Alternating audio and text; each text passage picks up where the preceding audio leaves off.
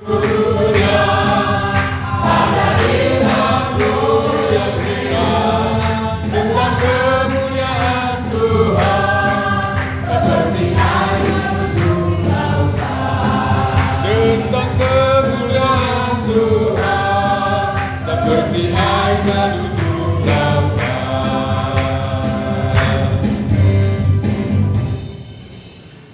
Tuhan. Terima kasih, Tuhan memberkati. Malam ini kita pendalaman Alkitab agar kita memiliki pengetahuan dan iman, sehingga dengan pengetahuan dan iman itu kita tidak bisa disesatkan dan bisa terlepas dari segala kesusahan-kesusahan yang diciptakan oleh iblis. Kesusahan biasa sampai kepada kesusahan besar. Kesusahan biasa itulah kesusahan-kesusahan yang sekarang. Pencobaan-pencobaan yang sekarang, yang Paulus katakan, pencobaan-pencobaan yang kamu alami adalah pencobaan biasa, kesusahan biasa. Tetapi ada kesusahan besar, yang lebih besar dari situ lagi, yang diciptakan oleh iblis. Itulah kesusahan di akhir zaman, menjelang hari Tuhan yang akan datang, di mana iblis turun menampakkan dirinya, langsung menyiksa dan menghajar semua orang. Amin. Oleh karena itu kita perlu dibekali dengan firman Tuhan, dibekali dengan iman. Karena itu mari kita baca Wahyu pasal 12 ayat 13 sampai 18.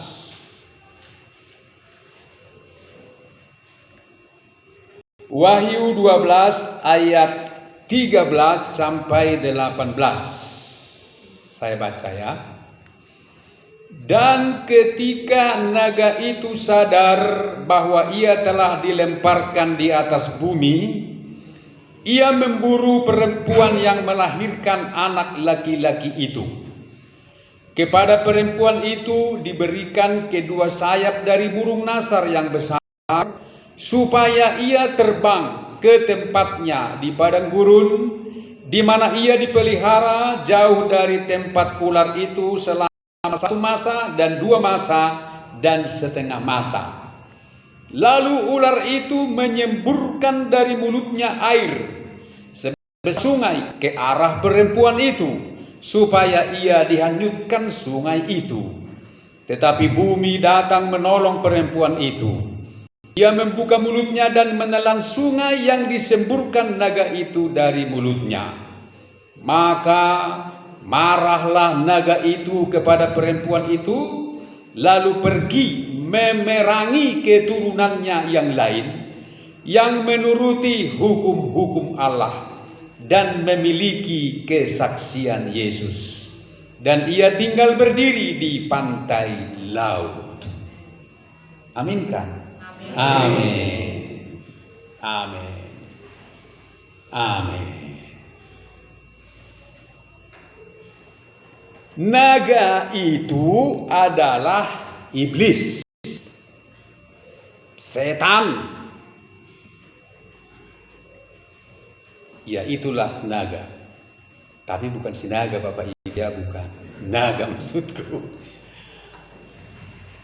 Naga. Itu dalam ayat 3, Wahyu 12 ayat 3. Maka tampaklah suatu tanda yang lain di langit, dan lihatlah seekor naga merah badan yang besar, berkepala 7 dan bertanduk 10. Dan di atas kepalanya ada 7 mahkota. Jadi naga itu adalah iblis, setan. Dan perempuan itu adalah gereja Tuhan. Gereja Tuhan yang sudah berhasil menjadi terang dunia. Ayat 1, Wahyu 12 ayat 1. Maka tampaklah suatu tanda besar di langit. Seorang perempuan berselubungkan matahari dengan bulan di bawah kakinya dan sebuah mahkota dari 12 bintang di atas kepalanya. Ia sedang mengandung dan dalam keluh dan penderitaannya hendak melahirkan, ia berteriak kesakitan. Inilah gereja Tuhan. Kumpulan gereja Tuhan, saudara dan saya, yang sudah sempurna, yang menjadi penerang, yang mampu menerangi dunia ini, yang tempatnya di langit. Gereja Tuhan yang sudah melangit, yang sudah melangit berkualitas. Dia di langit, dia melangit dan bersinar.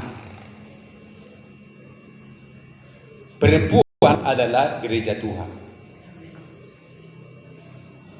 Dan naga adalah iblis. Di sini sementara perempuan itu ada di langit, sedang mengandung kesakitan, mengandung anaknya, iblis ada di hadapannya, sama-sama di langit. Jadi iblis juga melangit. Kalau iblis melangit, mengapa kita tidak bisa melangit? Kita harus lebih melangit. Iman kita pun harus melambung tinggi. Dan iblis berhadapan muka dengan muka, ingin berbuat sesuatu kepada gereja Tuhan. Sementara gereja Tuhan dalam keadaan kesakitan, mengandung anaknya. Ini bukan berbicara secara lahiriah ibu bapak, bukan ibu hamil maksudnya ini. Ini secara rohani, disimbolkan seperti seorang perempuan. Jadi kita harus rela menanggung kesakitan untuk membuahkan sesuatu perbuatan yang bisa menerangi dunia. Seperti seorang perempuan yang kesakitan hendak melahirkan. Ibu-ibu lah yang tahu itu. Selama mengandung, ibu-ibu lah yang tahu itu. Bagaimana sakitnya di hari-hari mau tiba persalinan. Kesakitan dia. Jadi gereja yang sempurna itu bukannya bersenang-senang ibu bapak. Bukannya ongkang-ongkang kaki gereja yang sempurna. Tetapi harus mengalami kesakitan karena iman kepada Kristus. Yang mau katakan amin. Amin. Harus mau kesakitan, mau menderita. Karena sebentar saja ini akan berakhir tidak lama lagi. Maka kita pun harus senantiasa sabar, tekun, mengalami penyangkalan diri kita, mengalami kesakitan, termasuk kesakitan untuk dapat beribadah. Amin. Amin. Iya. Beribadah kalau kita tidak mau berkorban, mengorbankan waktu, mengorbankan tenaga, mengorbankan pikiran, mengorbankan ongkos, tidak layak masuk surga. Itu semua bentuk-bentuk kesakitan, penderitaan yang harus kita lewati untuk mencapai kesempurnaan. Dan kita lihat di sini bahwa naga itu tidak bisa menelan perempuan itu dan anaknya. Tidak bisa. Iblis tidak sanggup berbuat apa-apa kepada gereja yang sempurna. Iblis tidak mampu melukai kita sedikit pun kalau kita mau naik melambung tinggi. Kalau kita mau berusaha untuk naik secara rohani. Amin, Ibu Bapak. Iblis tidak bisa berbuat apa-apa. Nah, mengapa perempuan ini bisa bersinar? Bersinar, saudaraku. Matahari, dia berselubungkan matahari. Matahari membungkus dia, Ibu Bapak. Matahari membungkus dia. Dan dia berdiri di atas bulan. Bulan itu berwarna merah. Betapa cantiknya perempuan itu, Ibu Bapak. Dia juga bermahkotakan 12 bintang. Seorang perempuan yang sangat cantik. Tapi tahu nggak, Ibu Bapak, mengapa dia bisa mengalami itu? Tentu hal itu tidak datang dengan sendirinya. Tentu dia untuk mendapatkan semuanya itu dia harus menyangkali dirinya. Dia harus berjuang setiap waktu untuk berkenan kepada Bapaknya. Itulah sebabnya matahari membentengi dia. Matahari gambaran daripada kasih Allah, Allah Bapa. Bulan warna merah, Yesus Kristus, di mana berdiri di atas korban Kristus. Dan bintang di kepalanya adalah Roh Kudus yang senantiasa memimpin, menuntun, dan yang menguasai hati dan pikirannya. Tentu untuk memperoleh semua ini bukanlah sebuah pekerjaan yang mudah. Semua ini akan kita peroleh, tetapi kita harus tekun memelihara iman kita. Kita harus tekun mengerjakan keselamatan kita. Paulus katakan, kerjakanlah keselamatanmu dengan takut dan gentar. Bukan ketika aku hadir di tengah-tengahmu, tapi terlebih lagi kalau aku tidak hadir, kamu harus lebih gentar mengerjakannya, kata Paulus kepada jemaat di Filipi. Karena Paulus ini kan pindah-pindah, dia namanya rasul. Buka di sana, kasih ke orang. Buka di sana, kasih ke orang. Buka di Filipi, tinggalkan. Beberapa tahun kemudian dia kunjungi lagi, meneguhkan imannya. Maka ketika dia tinggalkan, kadang umat main-main. Kalau Paulus nggak ada, umat kadang main-main, mereka nggak serius. Makanya Paulus katakan, tetaplah kerjakan keselamatanmu dengan takut dan gentar. Bukan hanya kalau aku ada di tengah-tengahmu, bukan hanya kalau aku hadir, tetapi lebih-lebih kalau aku tidak hadir. Kamu harus menunjukkan yang lebih serius lagi. Jadi perempuan ini bisa seperti itu, bisa bersinar, bisa melambung tinggi melangit karena dia memelihara. Dan salah satu yang harus selalu dikerjakannya selama hidupnya adalah untuk bisa seperti itu dalam hal beribadah. Amin, Ibu Bapak. Kalau kita tidak beribadah, bagaimana iman kita bertumbuh? Kalau kita tidak beribadah, bagaimana kita berdoa? Mungkin lupa berdoa. Ibadah itu adalah benteng selubung yang menyelubungi kita. Dan iblis berusaha untuk menghancurkan benteng itu. Coba kita baca Daniel pasal 11. Daniel pasal 11. Tentara iblis akan menghancurkan benteng kita, menajiskannya. Daniel 11 ayat 31, ya. Ini tentaranya akan muncul.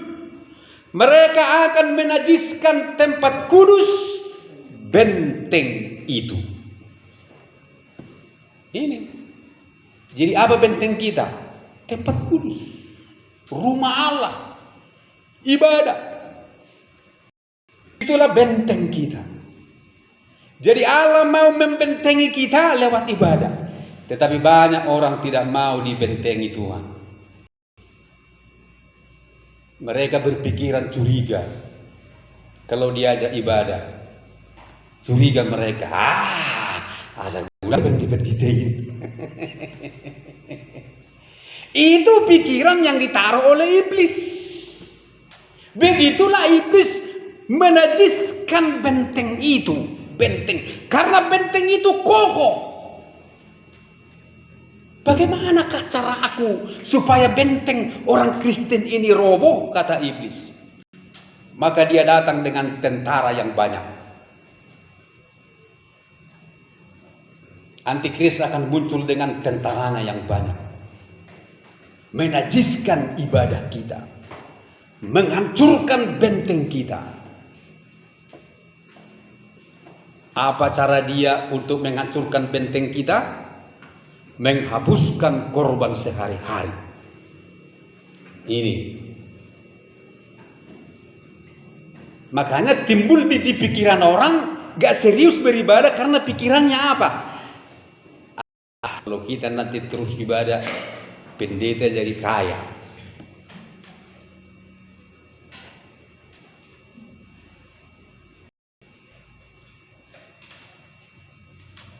Amin. Makanya iblis menghapuskan korban sehari-hari. Supaya apa? Supaya kasih kita kepada Tuhan menjadi dingin. Jadi rencana iblis dimulai dari kasih kita dingin. Karena kalau kita tidak mau lagi berkorban kepada Tuhan, berarti itu menandakan bahwa kita tidak mengasihi Tuhan.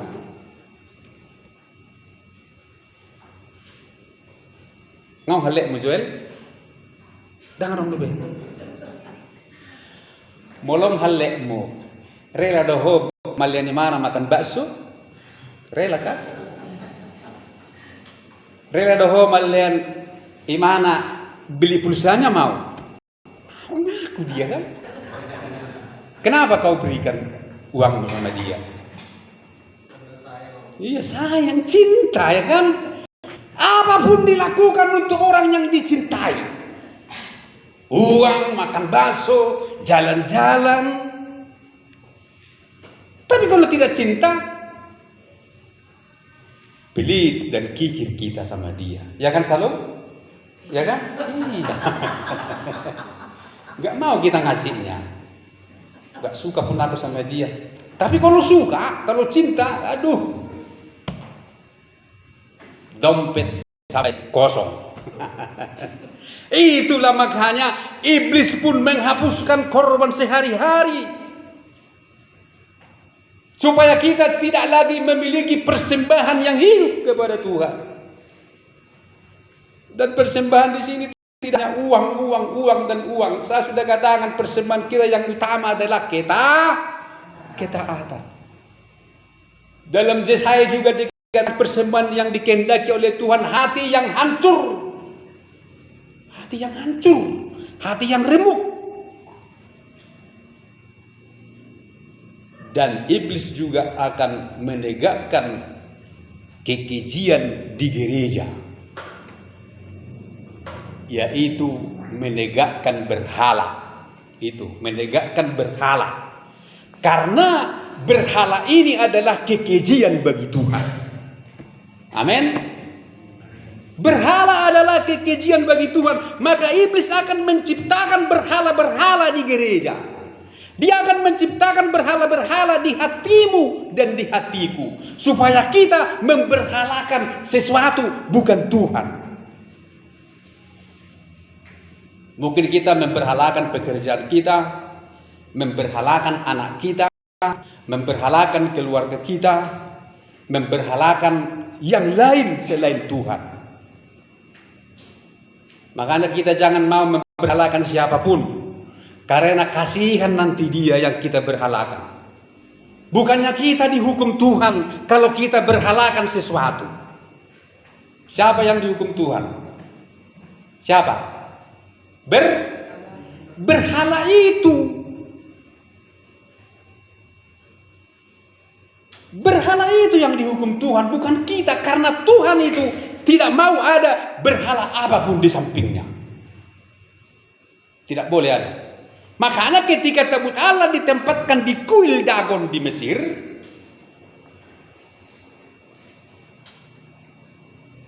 di samping tabut Allah ada patung Dagon, laki-laki berdiri tegak. Itu patung mereka. Ketika malam hari semua orang tidur, kuil ditutup, Tuhan langsung menghancurkan patung yang di sampingnya. Dipatahkan tangannya, pak, dipotong lehernya, pak, lalu dijatuhkan, push. Tidak boleh ada di sampingku, kata Tuhan. Tidak boleh ada berhala di sampingku. Jadi kalau kita memberhalakan seseorang, bukan kita yang dihukum, tapi yang kita berhalakan itu yang rugi.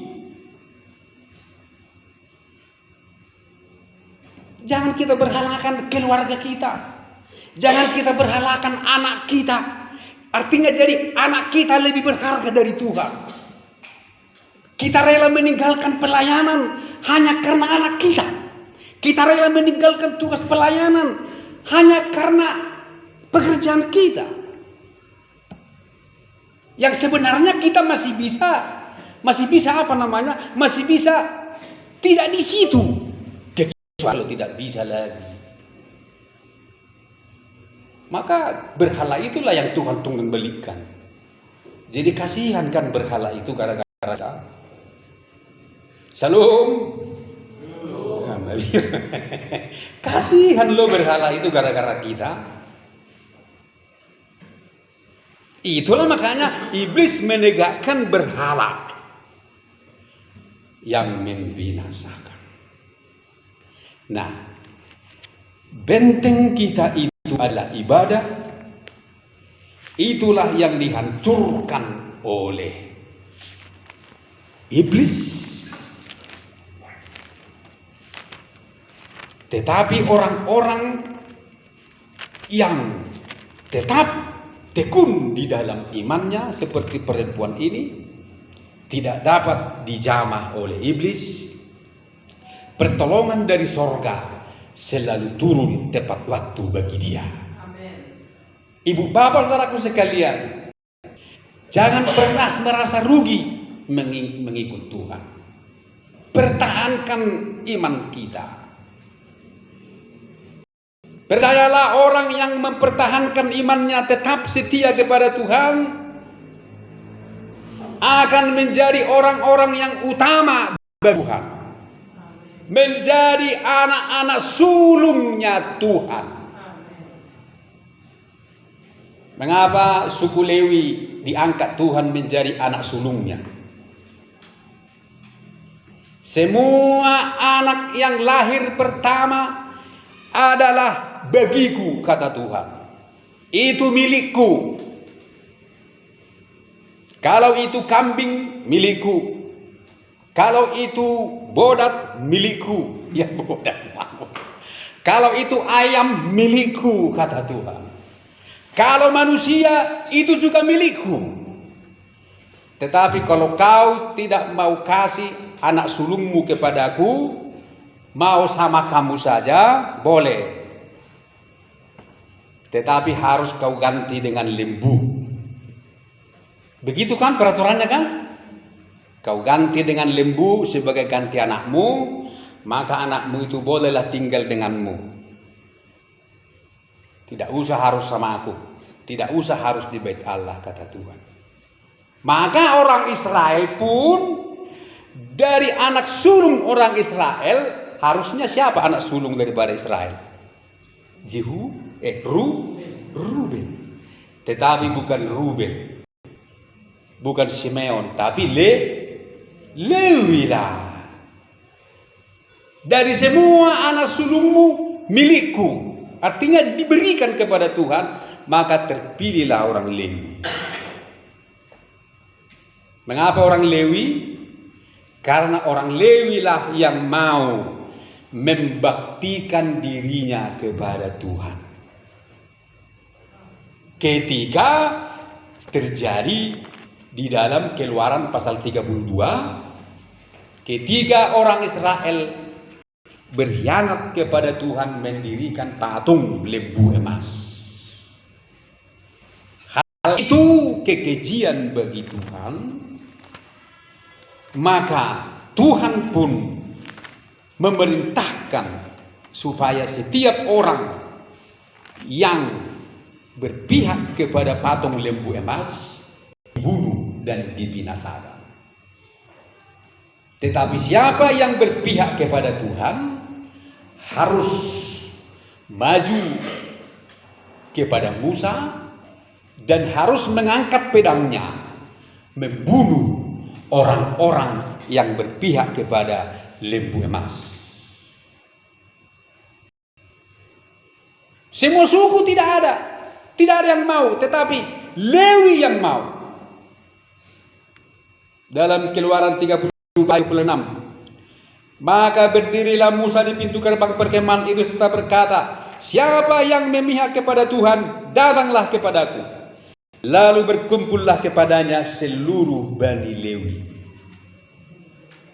Berkatalah ia kepada mereka, beginilah firman Tuhan Allah Israel, baiklah kamu masing-masing mengikatkan pedangnya pada pinggangnya, dan berjalanlah kian kemari melalui perkemahan itu, dari pintu gerbang ke pintu gerbang, dan biarlah masing-masing membunuh saudaranya, dan temannya, dan tetangganya. Mengapa mereka dibunuh? Karena mereka menyembah lembu emas buatan Harun. Bani Lewi melakukan seperti yang dikatakan Musa pada hari itu. Tewaslah kira-kira 3.000 orang dari bangsa itu.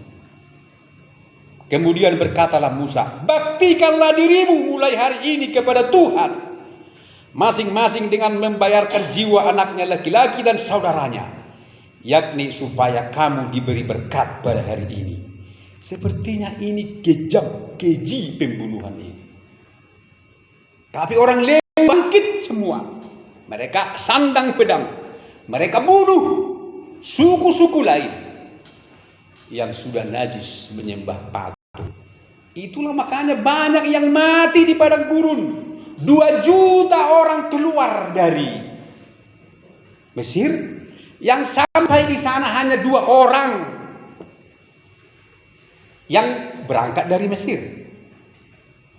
Dengan yang sampai di sana 2 orang saja, Yosua dan Kaleb, dengan orang-orang yang lahir di padang gurun. Yang berangkat dari sana, yang hidup berangkat dari sana, mati, dibunuh Tuhan. Tetapi Bani Lewi, walaupun Bani Lewi begitu, generasi berikutnya tidak tetap setia kepada Tuhan, yaitu orang-orang yang lahir di sana, generasi-generasi yang lahir berangkat dari Mesir itu, banyak juga yang tidak setia akhirnya, tetapi anak-anak mereka tetap mewarisi untuk pelayanan kepada Tuhan.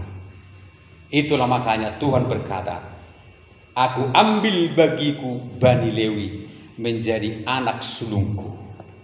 Nah, kalau dikatakan anak sulung ibu bapak, berarti anak yang utama. Sulung itu utama. Jadi orang-orang yang mau beribadah, membaktikan dirinya untuk melayani Tuhan dan beribadah kepada Tuhan, akan menjadi yang utama bagi Tuhan. Mungkin ibu bapak berpikir, ngabur jual selaunon songona sodong do berkati nahamu kan? Ada modal songoni, periksa ibadahmu kawan. Shalom. Ngabulu-bulu mapuput namar minggon narhana kan? Lak sodong. Periksa dulu. Begitu ibu bapak. Jadi, tapi orang-orang yang tidak mau setia, apa yang mereka alami? Itulah dalam Wahyu pasal 12 tadi yang kita baca. Maka marahlah naga itu kepada perempuan itu, lalu pergi memerangi keturunannya yang lain. Yaitu keturunan perempuan itu maksudnya, teman-temannya perempuan itu, yang menuruti hukum-hukum Allah dan memiliki kesaksian Yesus. Nah, di sini sudah menuruti firman Allah, sudah memiliki Yesus, tetapi toh juga masih kena pelampiasan oleh naga. Ini akan terjadi dan sedang terjadi. Dan puncaknya akan terjadi tahun-tahun yang akan datang, menjelang Tuhan datang. Mengapa? Karena ibadah mereka ini kurang. Ya, banyak orang di sana yang tahu firman Tuhan, menuruti, memiliki kesaksian Yesus, memiliki kesaksian, bahkan melakukan mujizat. Ya, sudah melakukan mujizat. Tuhan katakan, aku tak kenal engkau. Jadi betapa ketatnya seleksi untuk bisa masuk ke dalam kerajaan Allah.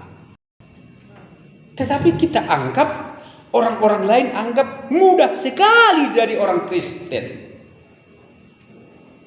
Memang bisa juga akhirnya selamat, tetapi harus mengalami aniaya yang sangat dahsyat.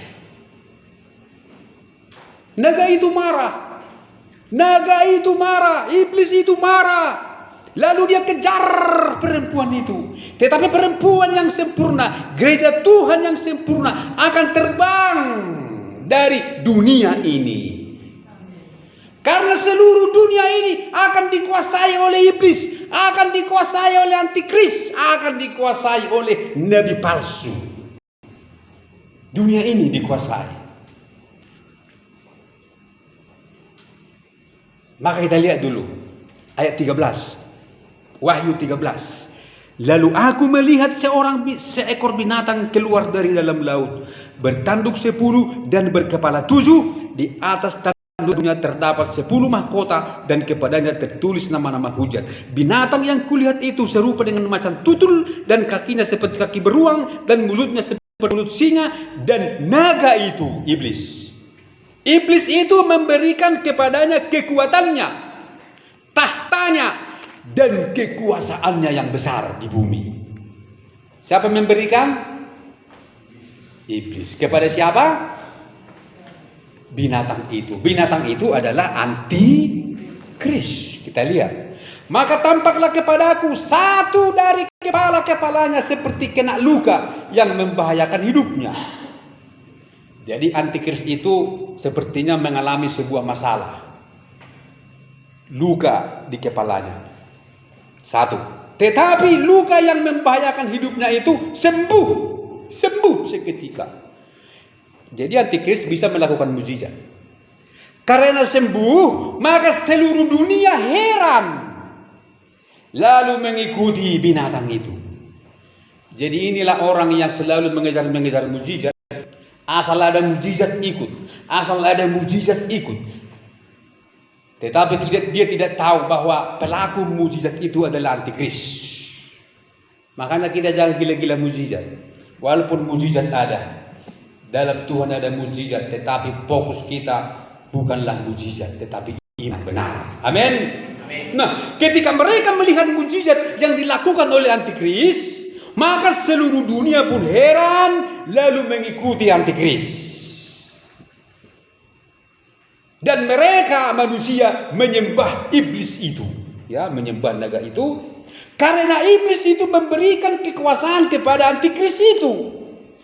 Dan mereka menyembah antikris itu sambil berkata, siapakah yang sama seperti binatang ini, dan siapakah yang dapat berperang melawan dia? Dari antikris akan disanjung tinggi nanti di dunia ini. Mengapa dia disanjung tinggi? Karena dia bisa menyembuhkan, dia bisa mengadakan mujizat, dia menyembuhkan dunia pada waktu itu. Apa yang disembuhkan antikris? Dia menyembuhkan ekonomi dunia. Amin. Dia menyembuhkan politik dunia, dia menyembuhkan ekonomi dunia, menyembuhkan semua krisis di dunia. Semua ditanggulangi oleh antikris, karena iblis memberikan kekuatan kepada dia. Jadi iblis bisa memberi kekuatan. Maka antikris ini, manusia si Dajjal ini, akan menyembuhkan dunia ini dari krisis ekonomi, dari sakit penyakit, dari virus yang akan muncul besok dan seterusnya. Hanya antikris yang bisa menyelesaikannya. Tidak ada yang bisa menyelesaikannya, hanya antikris. Karena dia diberi kuasa, diberi waktu oleh Tuhan untuk menguji anak-anaknya. Tetapi anak-anaknya tidak ada lagi di bumi. Saudara dan saya tidak di bumi lagi ketika antikris berkuasa. Amin. Kita sudah di mana kita? Kita sudah disingkirkan oleh Tuhan ke tempat yang tidak bisa dijangkau oleh radar, oleh sinyal dunia ini. Pakai komputer apapun kita dicari, tidak ada, tak ditemukan kita. Makanya jangan takut memakai komputer. Amin. Jangan takut mendaftarkan dirimu ke kelurahan. Ada orang takut, nanti jadi tahu antikris di mana aku, katanya kan. Oh, nggak mau aku, nggak mau aku mengasih apa aku, dataku. Nanti tahu antikris di mana aku. Bukan, kasih saja. Nanti kalau kita sudah disingkirkan, kalau kita masih hidup pada hari penyingkiran itu, kita sudah disingkirkan yang tidak bisa dijangkau oleh iblis. Di sana kita dipelihara 3,5 tahun, 42 bulan. Ini ada ayatnya, kita lihat. Dan kepada binatang itu diberikan mulut, ini yang penuh kesombongan dan hujat. Kepadanya diberikan juga kuasa untuk melakukannya 42 bulan lamanya. 42 bulan itu 3,5 tahun. Jadi 42 bulan dia berkuasa di dunia ini, menguasai ekonomi semua. Maka tidak ada yang boleh membeli kalau bukan anggota mereka. Kita punya ladang tidak boleh dijual kalau bukan anggota mereka. Maka kemana orang Kristen yang hidup pada masa itu? Kemana? Ya mau tidak mau harus menyerahlah. Oh, menyerah memahami antikris memahami, kan terimalah tanda 666, diterimalah tanda di dahi. Kalau sudah diterima nggak boleh lagi dihapus. Maka neraka menunggu. Dia dengan antikris masuk neraka pada akhirnya. Tetapi kita, insya Allah, saudara-saudara dan saya, kalau boleh kita setia sampai akhir. Kita tidak lagi di Siantar ini. Amin. Kita sudah pindah. Kita pindah di sana. Tetapi yang tinggal siapa? Teman-teman kita, kasihan mereka. Mungkin itu bapak kita, mama kita, mungkin itu anak kita, Mungkin itu hela kita, parumain kita, hobi kita, tinggal mereka. Mereka lah pelampiasan antikris. Mereka dihajar, mereka disiksa, mereka menderita sampai mereka menyangkal Kristus. Siapa yang tahan menerima siksaan itu? Siapa yang tahan? Gak ada yang bisa. Tetapi ada kata firman Tuhan, kesusahan itu sangat besar.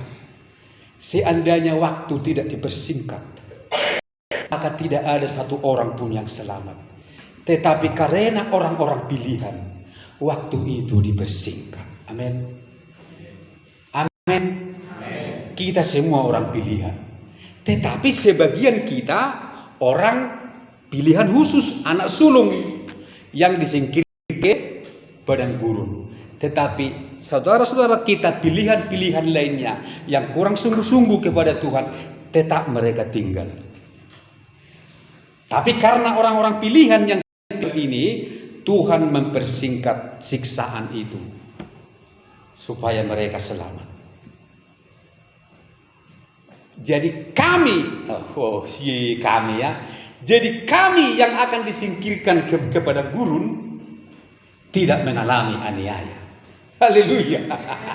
Kami, kita lah ya, kita. Tetapi kamu, artinya di sini, kamu yang jauh di sana akan masuk surga juga.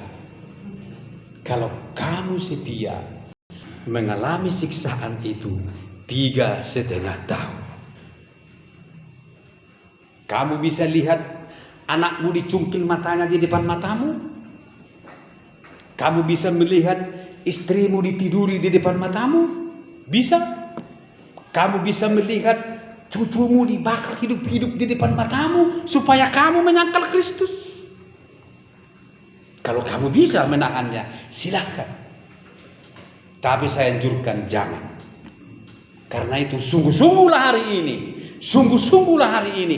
Jangan biarkan bentengmu dihancurkan oleh iblis. Benteng kita itulah yang diincar oleh iblis. Dia tahu benteng itu kokoh. Dia tahu benteng itulah kuncinya.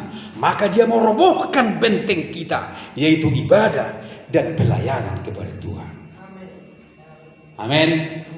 Mari kita tutup mata, kita berdoa. Terima kasih Bapa di surga. Kami sudah mendengarkan firman-Mu malam hari ini. Untuk mengingatkan kami betapa indahnya dan besarnya berkat yang Kau sediakan bagi orang yang setia. Tetapi kami juga mengetahui betapa pedihnya dan hancurnya masa depan, penderitaan yang akan dialami bagi kami yang tidak setia. Tolonglah kami Tuhan, supaya kami mampu setia sampai akhir. Supaya kami dan anak-anak kami dan seluruh keluarga kami disingkirkan kepada guru pada hari yang sudah Engkau tetapkan itu. Jikalau kami masih hidup sampai pada hari kedatangan-Mu yang kedua kalinya. Dan kalaupun kami harus pulang ke rumah Bapa sebelum tiba masa aniaya itu, biar sampai kami menutup mata, kami tetap mengakhiri pertandingan iman dengan baik. Mengakhiri perjalanan hidup ini dengan baik, setia kepada-Mu. Kami tetap memiliki benteng yang kokoh, yaitu ibadah kami tetap berdiri kokoh sampai pada hari kami pulang ke rumah Bapa di surga. Terima kasih Tuhan. Ajari kami untuk memikirkan perkara-perkara yang di atas. Kami tahu Engkau tidak akan meninggalkan kami.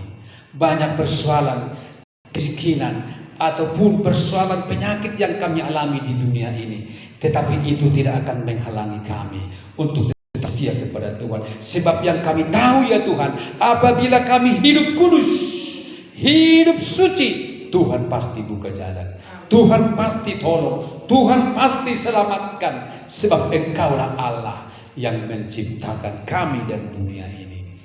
Tuhan, sempurnakan ibadah kami hari ini. Sempurnakan firman-Mu yang hamba-Mu sampaikan.